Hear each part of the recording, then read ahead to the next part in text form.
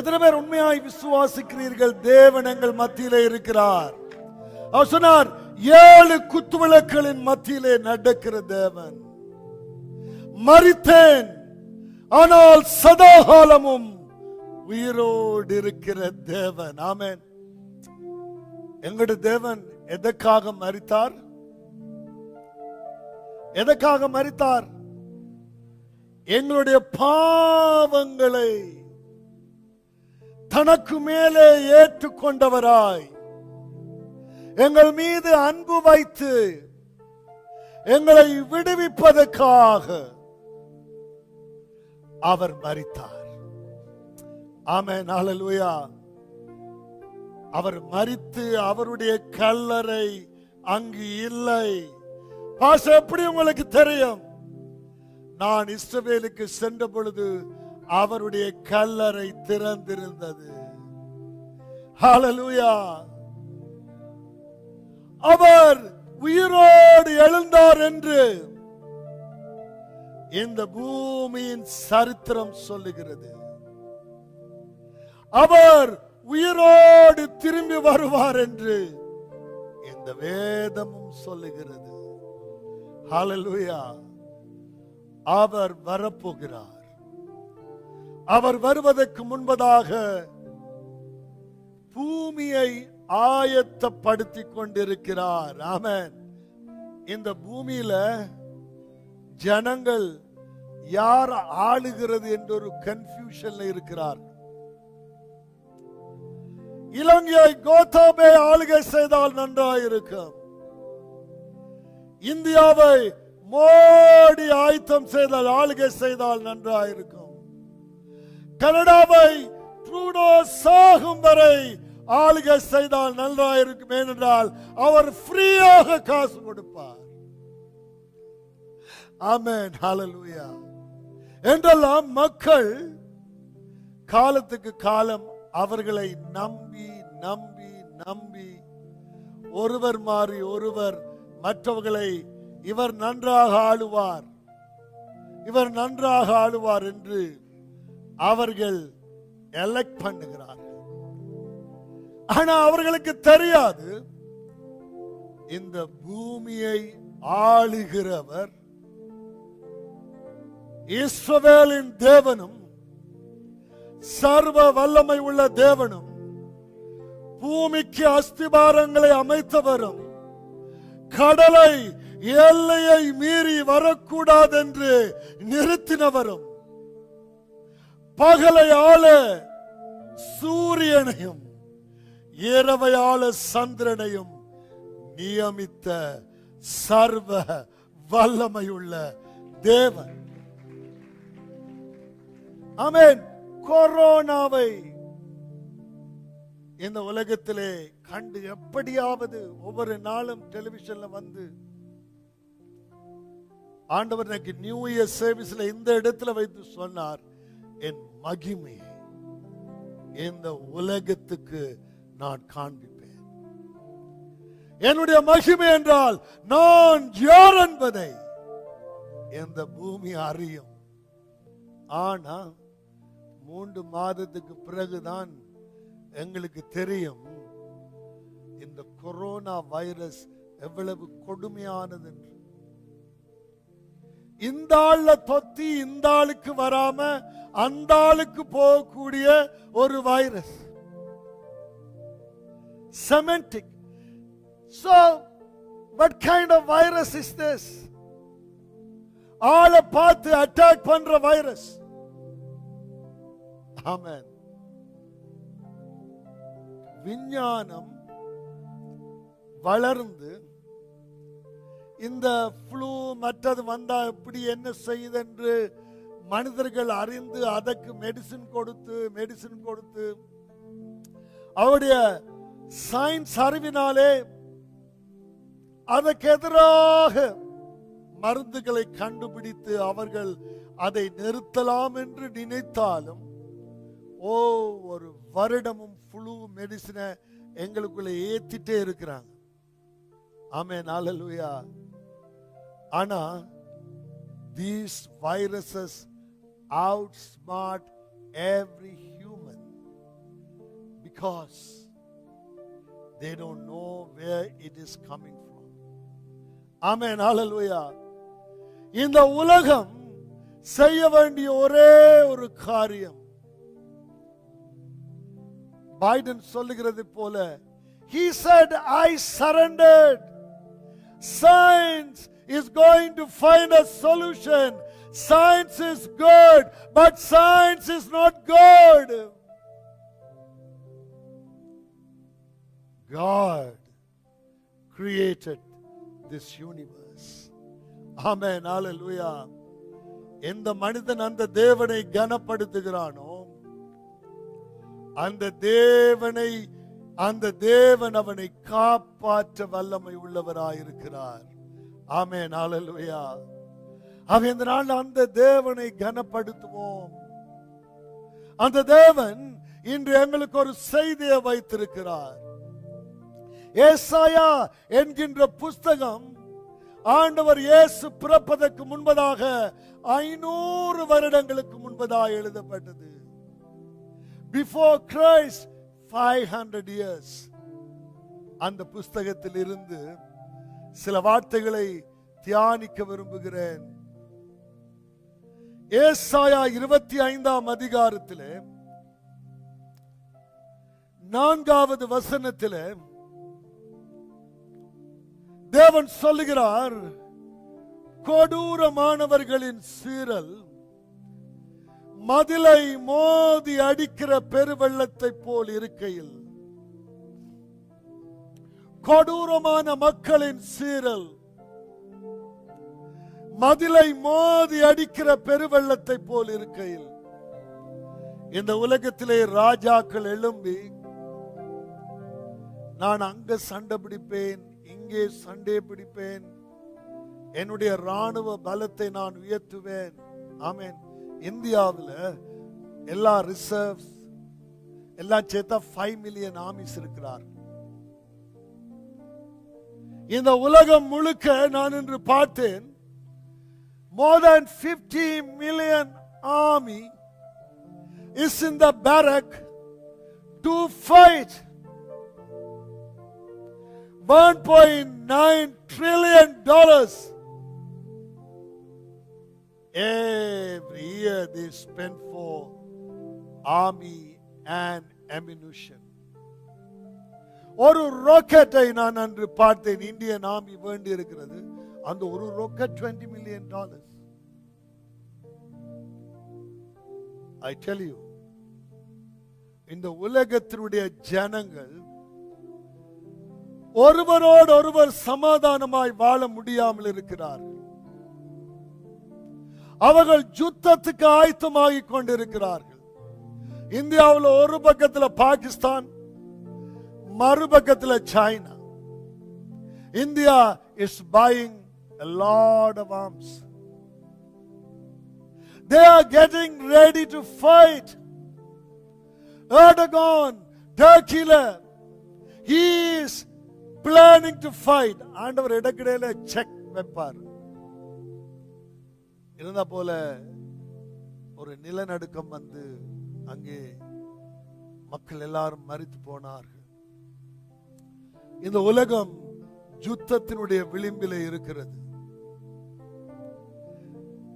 வேத புஸ்தகம் சொல்லுகிறது, கடைசி யுத்தத்திலே, தேர்ட் வேர்ல்ட் வாரிலே அது இஸ்ரவேலுக்கு எதிராக இருக்கும் என்றும், அதில சாகிற ஆக்களை மாடர்ன் எக்யூப்மென்ட் இருந்தாலும் தாக்குறதுக்கு 6 மாதத்துக்கு மேலாக செல்லும். டிக் பண்றதுக்கு எத்தனை டிகிங் மெஷினை பயன்படுத்தினாலும் அவ்வளவுக்கு தேவன் யுத்தம் செய்வார். ஏண்டா இந்த உலகம் சமாதானத்தை அறியாது, சமாதானத்தை தேடாது. $1.9 trillion. If India spend that money to the poor people, needy people, everybody in India will eat and be happy and joyfully. ஆமென், ஹல்லேலூயா. இதுதான் எல்லா நாடுகளிலும். அமெரிக்காவில் சில ஸ்டேட்ஸ்ல கருத்தையின மக்கள் ரோட்டில டென்ட் போட்டு இருக்கிறார்கள். அவர்களுக்கெல்லாம் டிஃபென்ஸ் பட்ஜெட்டில் எல்லா வீடுகளும் கட்டி கொடுக்கலாம். ஆமென், ஹல்லேலூயா. ஆனா இந்த உலகம் ஒரு யுத்தத்துக்கு ஆயத்தமாகி கொண்டிருக்கிறது. சாத்தான் அவர்களை யுத்தத்துக்கு ஆயத்தப்படுத்திக் கொண்டிருக்கிறான். அந்தி கிறிஸ்தவர்களை கொலை செய்யும்படியாய் உலகம் எல்லாம் ஆவிகளை ஏவி விட்டுக் கொண்டிருக்கிறான். இந்த நாளில் ஆண்டவர் ஒரு நல்ல செய்தியை வைத்திருக்கிறார். ஏழைகளுக்கும் ஒதுக்கப்பட்டவர்களுக்கும் கைவிடப்பட்டவர்களுக்கும் அவர் சொல்லுகிறார், கொடூரமானவர்களின் சீரல் மதிலை மோதி அடிக்கிற பெருவெள்ளத்தை போல் இருக்கையிலே, சுனாமி அந்த மதில், அந்த தண்ணீர் மதிலை விழுத்தும் போது போல இப்படி அடித்துக் கொண்டிருக்கையில் நீர் ஏழைக்கு பலனும் நெருக்கப்படுகிற எளியவனுக்கு திடனும் பெருவெள்ளத்துக்கு தப்பும் அடைக்கலமும் பயங்கரமான வெயிலுக்கும் ஒதுங்கும் நிழலுமாயிருக்கிறீர். இந்த ஹோப்லெஸ் வேர்ல்டில் இந்த மனிதனுடைய கைகளுடைய கிரியைகளை ஆராதிக்கிற இந்த மனிதர்கள் வாழும் நாட்கள்ல ஒரு சிலர் செல்வந்தர்களாய் வாழ்கிற நாட்கள்ல இந்த உலகத்தை ஆளும்படியான ராஜா எல்லா மக்களும் பசிக்காமல் தாகத்துக்கு தீர்த்து ஒரு நிலையான நிரந்தரமான உண்மையான 1000 வருட அரசாட்சியை நிறுவ போகிற இந்த வானத்தையும் பூமியையும் படைத்த ஆண்டவர் இயேசு வரப்போகிறார். ஒதுக்கப்பட்டவர்கள், தள்ளப்பட்டவர்கள், வேதனைப்படுகிறவர்கள், துக்கப்படுகிறவர்களுடைய தேவன் தான் எங்களுடைய தேவன். ஆமென். அவர் தேவனுக்கு சமானமாய் இருந்தும் அதை கொள்ளையான பொருளாய் எண்ணாதபடி தன்னைத்தாமே தாழ்த்தி பூமியிலே மானிட ரூபம் எடுத்து ஒரு சாதாரணமாக மனிதனாக பிறந்தார். அவமானமாய் நிந்திக்கப்பட்டார். நிர்வாணமாய் சிலுவையிலே தொங்கினார். ஆனால் இவர்கள் என்ன செய்கிறார்கள் என்று தெரியாதிருக்கிறார்கள். இவர்களை மன்னியும் என்று தேவன் சொன்னார். இயேசு பாவம், சாபம் இந்த பிடியிலே இருந்து தவித்து வேதனைப்படுகிற கைவிடப்பட்ட ஏழை மக்களை காப்பாற்றும்படியாக இந்த பூமியிலே தன் ஜீவனை கொடுத்தார். ஏழைகளின் பலனும் ஒதுக்கப்பட்டவர்களுடைய புகலிடமும் அவர். ஆமென். இன்றைக்கு கோவிட்-19 ஜனங்கள் மரித்துக் கொண்டிருக்கிறார்கள் என்றால் அதை குறித்து பரிதவிக்கிற தேவன் தான் அவர். ஆமென், ஹல்லேலூயா. அவர் எல்லோரும் மனம் திரும்ப வேண்டும் என்று விரும்புகிறார். உன்னுடைய கையின் ஆற்றலை, என்னால் எல்லாம் முடியும், நான் உழைத்து சம்பாதிப்பேன், நான் பணத்தினால் சாதிப்பேன், இப்படி மனுஷன் தன்னையே ஆராதிக்க வெளிக்கிட்டான். அவனுக்கு கோவில் தெரிவதில்லை, ஆலயம் தெரிவதில்லை. அவனுக்கு பணம் இருந்தால் போதும் என்று நினைக்கிறான். ஆமென்.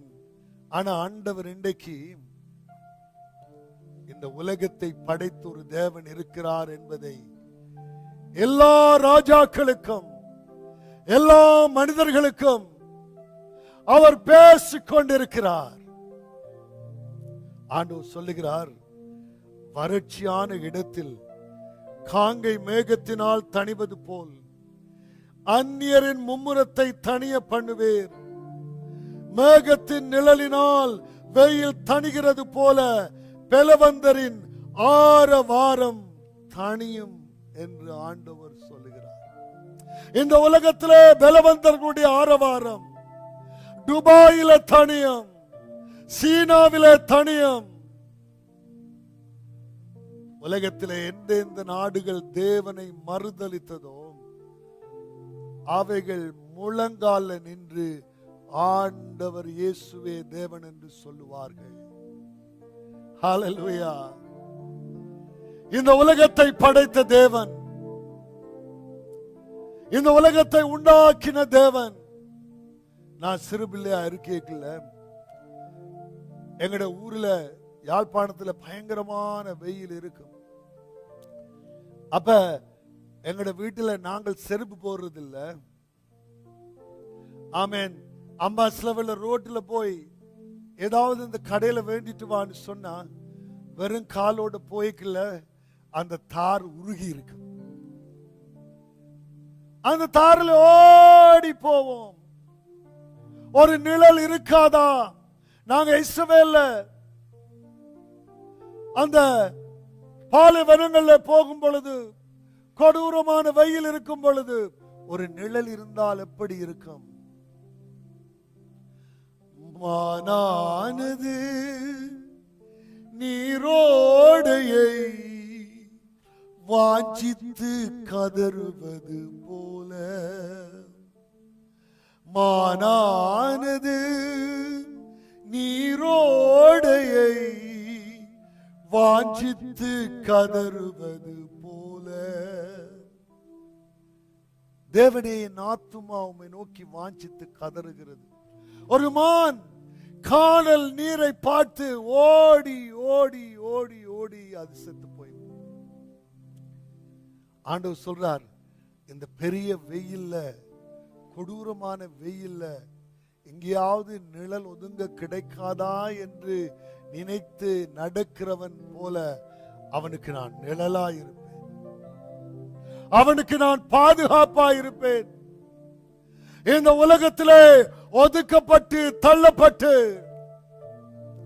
எனக்கு யாரும் இல்லை, நான் வறுமையாய் வாழ்கிறேன், என்னுடைய ஆத்துமாவிலே எனக்கு ஏழ்மை இருக்கிறது, எனக்கு பசி இருக்கிறது ஆண்டவரே என்றிருக்கிற ஒரு மனிதனை, வருத்தப்பட்டு பாரம் சுமக்கிறவர்களே, என்னிடத்திலே வாருங்கள், நான் உங்களுக்கு இளைப்பாறுதலை தருவேன்.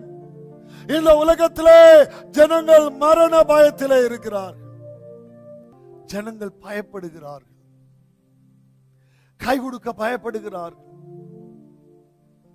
இந்த கொரோனா வைரஸ் என்னை கொண்டு போய்விடும். ஆனா கொரோனா வைரஸுக்கு மேலான ஒரு தேவன் உங்களை உண்டாக்கி இருக்கிறார். ஹல்லேலூயா. அவர் உங்களுடைய தேவன். ஆண்டவர் இயேசுவை ஏற்றுக்கொள்ளும் பொழுது அவர் எங்களுக்கு சொன்ன வாக்குத்தத்தம், இதோ நான் வாசல் படியில் நின்று தட்டுகிறேன், ஒருவன் என் சத்தத்தை கேட்டு அவன் உள்ளத்தில் என்னை ஏற்றுக்கொண்டால் நான் அவனோடு வாசம் பண்ணுவேன். காயமே கோயிலாக, கடிமனம் அடிமையாக, வாய்மே தூய்மையாக, மனமலி லிங்கமாக. ஆமென். தேவன் பரிசுத்தமான உள்ளத்தில் வாழ விரும்புகிறார். ஆண்டவராகிய இயேசு கிறிஸ்துவினால் என் பாவம் கழுவப்படுமேயானால், இயேசு சொன்னார், நானும் பிதாவும் பரிசுத்த ஆவியானவரும் உங்களுக்குள்ளே வாசம் பண்ணுவோம். What a promise! The God who created the universe, the God who created the man in his own image, said, if you live without sin, I want to come and live in your heart. And Paul said, it's a mystery that no one can understand, the love of God. தேவன் மனிதனை தன்னுடைய சாயலாய் உண்டாக்கினார், தன் சாயலாகவே உண்டாக்கினார். அவன் இன்னும் ஒரு பிறப்படைவதில்லை, அவன் தேவ சாயலாய் உண்டாக்கப்பட்டவன். ஹல்லேலூயா. அவன் பூமியை ஆளும்படியாக தேவன் அவனுக்கு அதிகாரத்தை கொடுத்தார் என்று இந்த புஸ்தகம் சொல்லுகிறது. தேவனுடைய வார்த்தை சொல்லுகிறது. அந்த தேவன் ஒரு உதாரணத்தை எங்களுக்கு சொல்லிவிட்டு போயிருக்கிறார். லூக்கா 14ஆம் அதிகாரம் 12வது வசனத்திலே, அன்றியும் அவர் தம்மை விருந்துக்கு அழைத்தவனை நோக்கி இயேசு, நீ பகல் விருந்தாவது இரா விருந்தாவது பண்ணும்போது உன் சிநேகிதரை ஆகிலும் உன் சகோதரரை ஆகிலும் உன் பந்து ஜனங்களை ஆகிலும் ஐஸ்வர்யம் உள்ள அயலகத்தாரை ஆகிலும் அழைக்க வேண்டாம். அழைத்தால் அவர்களை உன்னை அழைப்பார்கள், அப்பொழுது உனக்கு பதிலுக்கு பதில் செய்தாகும். இந்த உலகத்துல ஒரு பெரிய வீடு வேண்டிட்டான், உடனே எல்லா ஃப்ரெண்டையும் இன்வைட் பண்ணி நல்ல சாரி எல்லாம் முடித்து ஒவ்வொரு அறையாக காட்டி, அது ஏழையா இருந்தாலும் காசு இருந்தாலும் அபார்ட்மெண்ட்ல இருந்து வாழ்ந்தாலும் அது கவலை இல்லை. அவள் வேதனைப்படுவார்களே சிலவேளை என்ற எண்ணமும் இல்லை. தாங்கள் சாதித்ததை காண்பிக்க விரும்புவார்கள். ஆமென், ஹல்லேலூயா. ஆனா ஆண்டவர் சொல்றார், கிறிஸ்தவர்களாகிய நீங்க எப்படி வாழக்கூடாது. கிறிஸ்தவர்களாகிய நீங்கள் மற்றவர்களை வேதனைப்படுத்த கூடாது. இல்லாதவர்களுக்கு வேதனை உண்டாக கூடாது. ஏடா அவங்களுக்கு ஏழைகளை குறித்தோ யார் கஷ்டப்படுறானோ ஒன்று அவங்களுக்கு ஒரு உணர்வுள்ள இருதயமே கிடையாது. ஒரு குறிப்பிட்ட ஜனங்களுக்குள்ளே தாங்கள் ஒரு பெரிய ஆட்களாக காண்பிக்க விரும்புகிறார்கள். இந்த உலகத்தில் இருக்கிற 6.2 பில்லியன் பீப்புள்ல உங்களுக்கு ஒரு 1000 பேர் ஒரு 100 பேர் தெரிஞ்சதில்லை. அதோட பெர்சன்டேஜ் பார்த்தா எனக்கு தெரிந்த ஆட்கள் கீழே உலக பாப்புலேஷன் பெர்சன்டேஜ் 100 என்று போட்டா 0.00000000 என்று போகும். அப்படி என்ன உங்களுக்கு யாரையுமே தெரியாது ஒப்பீட்டு ரீதியில. ஆனா உங்களை என்ற பிள்ளை என்று அழைக்கிறதுக்கு ஒரு தேவன் ஆயத்தமா எப்போதும் இருக்கிறார். நீங்கள் என்னை அப்பா என்று அழைப்பீர்கள் என்று எதிர்பார்த்தேன் என்று எரேமியா 3:19 எழுதியிருக்கிறார். You will call me daddy, you will call me father, I am your creator, I am your father, come unto me, I will protect you. நான் உன்னை பாதுகாப்பேன், உனக்காக சிலுவையிலே மரித்தேன். இந்த புஸ்தகத்திலே அதை கவர் ஒரு மனுஷன் பெரிய விருந்தை ஆயத்தம் பண்ணி அநேகரை அழைப்பித்தான். விருந்து வேளையிலே தன் ஊழியக்காரரை நோக்கி, நீ அழைக்கப்பட்டவரிடத்திலே போய் எல்லாம் ஆயத்தமாயிருக்கிறது வாருங்கள் என்று சொல்லுங்கள் என்று அவனை அனுப்பினான். அவர்கள் எல்லோரும் போக்கு சொல்ல தொடங்கினார்கள். ஒருவன் வயலை கொண்டேன், நான் அகத்தியமாய் போய் அதை பார்க்க வேண்டும், என்னை மன்னிக்கும்படி என்று வேண்டிக் கொள்கிறேன் என்றான். வேறொருவன் 5 மாடு கொண்டேன், அந்த பென்ஸ் காரை போய் சோதித்து பார்க்க போகிறேன், என்னை மன்னிக்கும்படி என்று வேண்டிக் கொண்டான். வேறொருவன் பெண்ணை விவாகம் பண்ணினேன், அதனால் வரக்கூடாது என்று சொன்னான். அந்த ஊழியக்காரன் வந்து இவர்களை தன் எஜமானுக்கு அறிவித்தான். அப்பொழுது வீட்டு எஜமான் கோபமடைந்து தன் ஊழியக்காரனை நோக்கி, நீ பட்டணத்தின் தெருக்களின் வீதிகளிலும் சீக்கிரமாய் போய் ஏழைகளையும் ஊனரையும் சப்பானிகளையும் குருடர்களையும் இங்கே கூட்டிக் கொண்டு வா என்றான். ஊழியக்காரன் அப்படியே செய்தான். நீர் என்னும் இடம் இருக்கிறதா என்று ஆண்டவர் கேட்டார். அவன் இன்னும் போய் பெருவழிகளிலே வேலிகள் அருகிலே சும்மா நின்ற ஜனங்களை கூட்டிக் கொண்டு வந்தார்கள். அழைக்கப்பட்டிருந்த அந்த மனுஷரில் ஒருவனாகிலும் என் விருந்தை ருசி பார்ப்பதில்லை என்று உங்களுக்கு சொல்லுகிறேன் என்று அவர் சொன்னார். அவர் அழைக்கிறார். இயேசுவினுடைய சுவிசேஷம் பரப்பிக்கப்படுகிறது. இயேசு அழைக்கிறார். அவர் யூதர்களை அழைத்தார். யூதர்கள் மத்தியிலே பிறந்தார். யூதர்களுடைய வீதியிலே பிரசங்கித்தார். அழைக்கப்பட்டவர்கள் ஏற்க மறுத்தார்கள். ஆனா இன்றைக்கு இந்த இடத்துல இருந்து நீங்கள் இந்த செய்தியை கேட்டுக்கொண்டிருக்கிறீங்களே,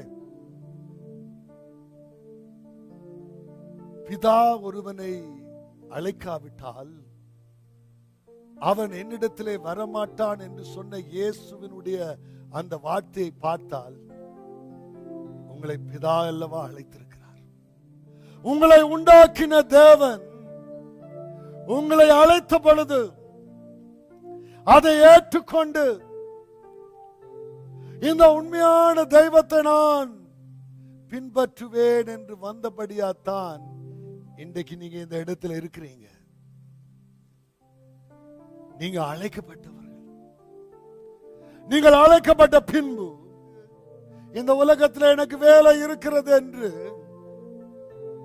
கிறிஸ்தவர்களா வந்தா பிறகு சாட்டு சாட்டு சொல்லுகிற அநேகரை நான் ஊழியத்திலே பார்த்திருக்கிறேன். இங்க சர்ச்சில் சுவிசேஷ ஊழியம் நடக்கும், அங்கே அவன் பேட்மிண்டன் அடிச்சு கொண்டிருப்பான். இங்க சுவிசேஷ ஊழியம் புதிய ஆத்துமாக்களை கூட்டிக் கொண்டு வாங்கொண்டு நாங்க சொல்லி கத்தி, இவர் என்ன சொல்றது சொல்லட்டும். ஆமென். ஏனென்றா அவனுக்கு தேவன் அழைத்த அழைப்பின் ஆழத்தை அறிய முடியவில்லை. ஆமென். ஹல்லேலூயா. இந்த உதாரணத்திலே ஆண்டவர் சொன்னார், நீங்க விருந்து கொடுக்கும் பொழுது ஏழைகளுக்கு கொடுங்கள் என்று சொன்ன பொழுது ஆண்டவர் அந்த இடத்துல ஒருவன் தேவனுடைய ராஜ்யத்தை குறித்து எப்படி இருக்கும் என்று கேட்ட பொழுது ஆண்டவர் சொன்னார், அழைக்கப்பட்டவர்கள் அங்கே ஆண்டவராகிய இயேசு கிறிஸ்து வரும் பொழுது அவரோடு போக முடியவில்லை. அவர் சொன்னார், அழைக்கப்பட்டவர்களோ அநேகர், தெரிந்தெடுக்கப்பட்டவர்களோ சிலர். எல்லாம் அழைத்து வந்து வேதத்தை திரும்ப திரும்ப கேட்டு, ஆனா நான் இந்த மாட்டில் ஏறி போறேன், இந்த வண்டியில், இந்த பென்ஸ்ல போகணும், இந்த கார்ல போகணும், இந்த இதுல போகணும், இதுக்குள்ள இன்வெஸ்ட் பண்ணணும், அதுக்குள்ள இன்வெஸ்ட் பண்ணணும், 500 வீடு வைக்கணும், அது செய்யணும், இது செய்யணும். அதெல்லாம் நல்லதுதான். ஆனால் முதலிடம் எங்கள் ஆண்டவருக்கு தான் கொடுக்கப்பட வேண்டும். கலப்பையிலே கையை வைத்து திரும்பி பார்க்கிறவன் எனக்கு பாத்திரன் அல்ல. தேவன் சொன்னார், கலப்பையிலே கையை வைத்து என்னை நேசித்து எனக்கு பின்பாக வர விருப்பம் உள்ளவன் திரும்பி உலகத்தை பார்த்து பின்னிட்டு பார்த்த லோத்தின் மனைவி தூணாக போனாலே தேவா. பின்னிட்டு பார்த்த லோத்தின் மனைவி தூணாக போனாலே தேவா. என் உள்ளமோ இருக உம்மை, என் உள்ளமோ இருக உம்மை. என் உள்ளம் இருகமாய் உம்மை பின்பற்றி வரும். ஆமென். ஆண்டவர் சொன்னா பின்னால பார்க்காத, கலப்பையில கைய வைத்த ஒருவனு பின்னுக்கு பார்க்க கூடாது. இன்னைக்கு ஆண்டவர் உங்களோட பேசிட்டு இருக்கிறார். இந்த COVID-19 காலத்துல நீங்க ஆண்டவரோட இன்னும் நெருங்கி வைஃப், ஹஸ்பண்ட், பிள்ளைகளாக குடும்ப நேரம் ஒன்றை நியமித்து ஜெபித்து ஆண்டவரே, ரகசிய வருகையிலே நானும் என் குடும்பத்தாரும் எடுத்துக் கொள்ளப்பட வேண்டும் என்று செபிக்கிற நேரம் இது. சேனைகளின் கர்த்தர் இந்த மலையிலே சகல ஜனங்களுக்கும் ஒரு விருந்தை ஆயத்தப்படுத்துவார். ஆண்டவர் சொன்னார், இயேசு சொன்னார், இந்த 25ஆம் அதிகாரம் 500 வருடங்களுக்கு முதலாய் எழுதப்பட்ட ஒரு வார்த்தையை ஆண்டவர் இயேசு ஒரு உவமையாய் சொல்லியிருக்கிறார். கிழக்கிலும் மேற்கிலும் இருந்து வந்து ஆபிரகாம், ஈசாக்கு, யாக்கோபோடு பந்தி இருப்பார்கள். ஆனால் அழைக்கப்பட்டவர்களோ முறுமுறுப்பார்கள். தேவன் உள்ளத்தில் உண்மை இருக்க வேண்டும் என்று விரும்புகிறார். சும்மா போலியான வாழ்க்கை, மற்றவருக்கு முன்னால் ஒரு வாழ்க்கை, வெளியில போனா எல்லாம் பாவம், பொய், களவு, ஏமாற்று, யாரை ஏமாற்றலாம், யாரிடத்திலே நான் ஏமாற்றி வாழலாம். தேவனுடைய வார்த்தைகளை துஷ்டமாக மதிக்கிற ஒரு கொடூரமான ஜனம் கிறிஸ்தவத்துக்குள்ள இருக்கிறதால்தான் இன்றைக்கு கிறிஸ்தவத்தை ஏற்க மறுக்கிறார்கள். இவனை பார்த்தால் எனக்குள்ள ஒரு மாற்றத்தை உண்டு பண்ணுவதற்கு என்னால் அனுமதிக்க முடியவில்லை. ஆண்டவர் சொல்லுகிறார், அங்கே சகல ஜனங்கள் மேலும் உள்ள நான் ஒரு விருந்துக்கு அழைப்பேன். அங்கே கொழுமையான பதார்த்தங்களும் பழமையான திராட்சை ரசமும் ஊனும் நினமுள்ள பதார்த்தங்களும் தெளிந்த பசுமையான திராட்சை ரசமும் நிறைந்த விருந்தாயிருக்கும். தேவன் இந்த உலகத்தை ஜெயம் கொள்ளும்படியாக வரப்போகிறார் என்று இந்த வேதம் சொல்லுகிறது. ஆண்டவர் சொல்கிறார், சகல ஜனங்கள் மேலும் அல்ல, முக்காட்டையும் சகல ஜாதிகள், Chinese, British, Korean, Indian, Sri Lankan, Egyptian, Israel, சகல ஜாதிகள் மேலும் மூடி இருக்கிற மூடலையும் இந்த மலையிலே அகற்றி போடுவேன். ஹல்லேலூயா. இயேசு வருகிறார். நான் மரித்தேன், ஆனால் சதாகாலமும் உயிரோடு இருக்கிற தேவன். இந்த பூமியின் சரித்திரம் சொல்லுகிறது, அவர் 2000 வருடங்களுக்கு முன்பாய் உயிர் தெழுந்தார். ஆனா ஒருவனும் அதை மறுத்து சொல்ல முடியாது.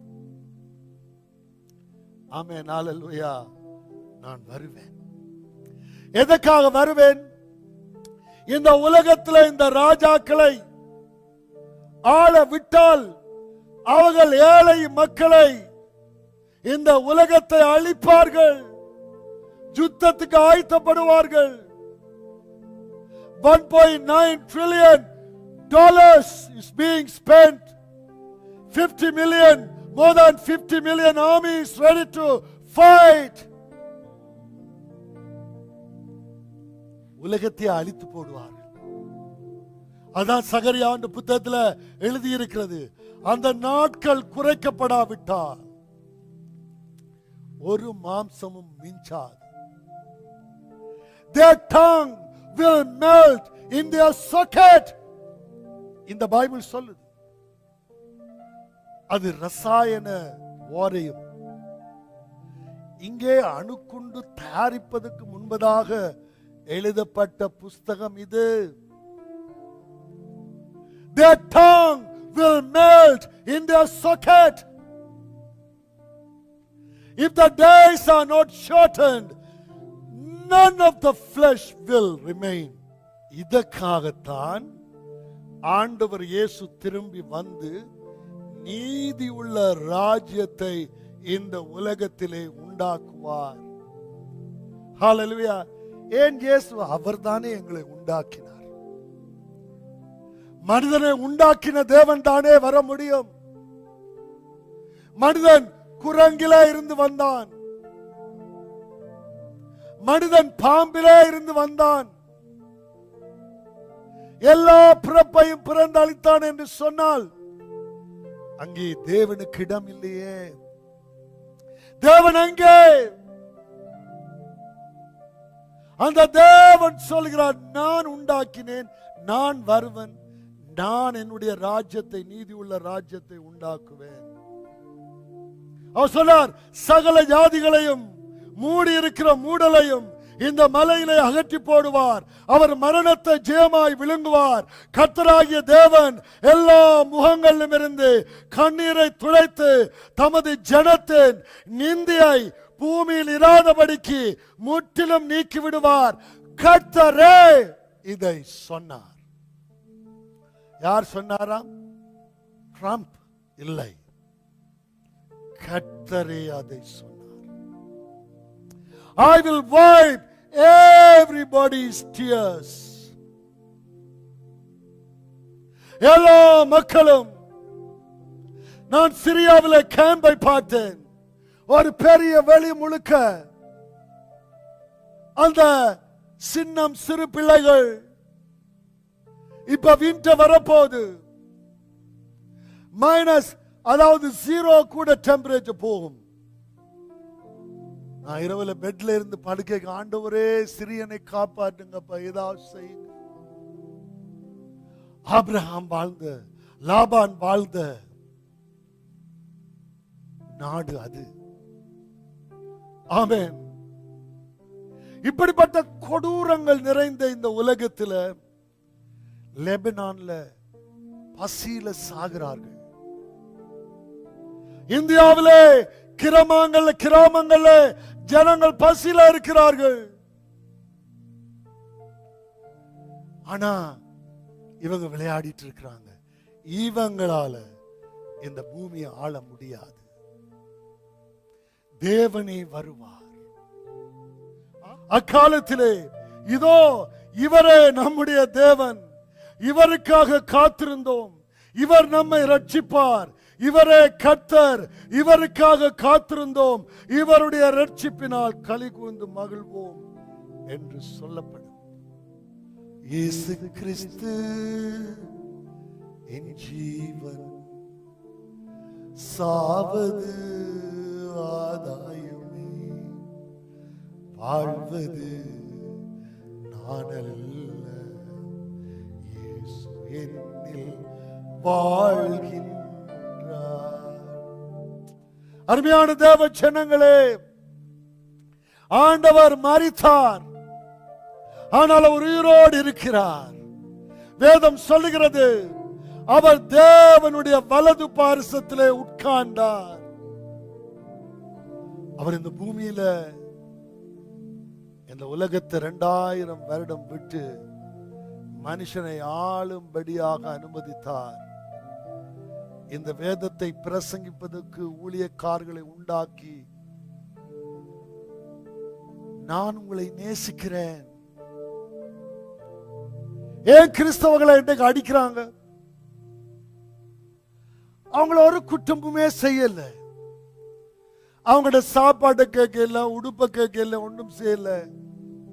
ஆனா அவன் போய், இயேசு நேசிக்கிறார், உன்னுடைய பாவங்களுக்காக மரித்தார், உனக்கு நித்திய ஜீவனை கொடுக்க விரும்புகிறார், அவனை அடி. இந்த கொடூரமான உலகத்தில் உன்னை நேசிப்பதை போல பிறனை நேசிப்பாயாக என்று பிரசங்கிக்கிற இந்த வேதாகமத்தில, இந்த உலகத்தில ஆண்டவர் இன்றைக்கு என்னை உங்களையும் அழைத்திருக்கிறார். ஏசாயா 25ஆம் அதிகாரம், இயேசு பிறப்பதற்கு 500 வருடங்களுக்கு முன்பதாக தேவன் 2500 வருடங்களுக்கு பிறகு இப்ப ஏனி செய்ய போற ஒரு காரியத்தை எழுதி வைத்திருக்கிற ஒரு புத்தகம். இயேசு வருவார். இந்த உலகத்தை மனுஷருடைய கையில விட்டா ஒருவன் அழிச்சு இந்த பூமியில ஒன்றுமே இருக்காது. இன்றைக்கு சிரியா இருப்பதை போலத்தான் இருக்கும். அவன் ஒவ்வொருவரையும் அழிக்கிறதுக்கான அணுக்குண்டுகள் எல்லாம் ஆயத்தமாயிருக்கிறது. தேவன் இந்த பூமியை உண்டு பண்ணினார் என்பதை அவர் நிரூபிப்பார். இந்த உலகம் அதை அறியும், அதை கேட்டுக்கொண்டிருக்கிறது. தேவன் பயன்படுத்திய 3 காரியங்கள்: பஞ்சம், யுத்தம், கொள்ளை நோய். தேவன் எங்களை எச்சரித்துக் கொண்டிருக்கிறார். மனம் திரும்புங்கள், ஏழைகளை கவனியுங்கள், உங்களுக்கென்று வாழ வேண்டாம். நீங்கள் விருந்து அழைக்கும் பொழுது எல்லாரையும் அழைத்து உங்களுடைய செல்வாக்கை காட்ட தேவையில்லை. ஏழைகளும் கொடுங்க, ஒதுக்கப்பட்டவர்களுக்கு கொடுங்க, புகலிடமாய் அவர்களுக்கு கொடுங்க. நான் பசியாயிருந்தேன், நான் தாகமாயிருந்தேன், நான் ஜெயிலில் இருந்தேன், நான் உணவில்லாமல் இருந்தேன். ஆண்டவரே, நீங்க எப்ப அப்படி இருந்தீங்க? இந்த ஏழை சிறியவனுக்கு நீ செய்தாயானால் அதை எனக்கே செய்தாய். நான் வீடு இல்லாமல் இருந்தேன், நான் அலைந்து திரிந்தேன். ஆமென், ஹல்லேலூயா. ஆண்டவர் எங்கிட்ட கேட்கிற எல்லாம், என்னை போல மாறுங்க. நான் தேவனுக்கு சமானமா இருந்தும் அதை கொள்ளையாடின பொருளா எண்ணாமல் தன்னைத்தானே தாழ்த்தி மானுட ரூபம் எடுத்து சிலுவையில அற நிர்வாணமாய் மரித்து, சிலுவையில தொங்கும் பொழுது, காலில் நோகும் பொழுது கையை இழுத்தார், கையில நோகும் பொழுது காலை விட்டு கொடுத்தார். 6 மணித்தியாலம் சகல சிருஷ்டிகள் அவர் சிருஷ்டித்த ஜனங்களுக்காக கிருபாதார பலியாக, பிரஜாதிபதியாக அவர் மரித்தார். அந்த தெய்வம் உங்களை அழைக்கிறார். Come unto me, I will give you rest. நீ அழைக்கப்பட்ட அழைப்புக்கு பாத்திரவானாயிருந்து உண்ட பேங்கை காலி செய்து ஏழைகளுக்கு கொடுப்பாயா? நீ கொண்டு வந்ததும் இல்லை, கொண்டு போக போவதும் இல்லை. யார் யாரெல்லாம் அதிகமாய் ஏழைகளுக்கு கொடுக்கிறார்களோ பரலோக பேங்கில அது அப்படியே இருக்கும் என்று ஆண்டவர் சொல்லி இருக்கிறார்.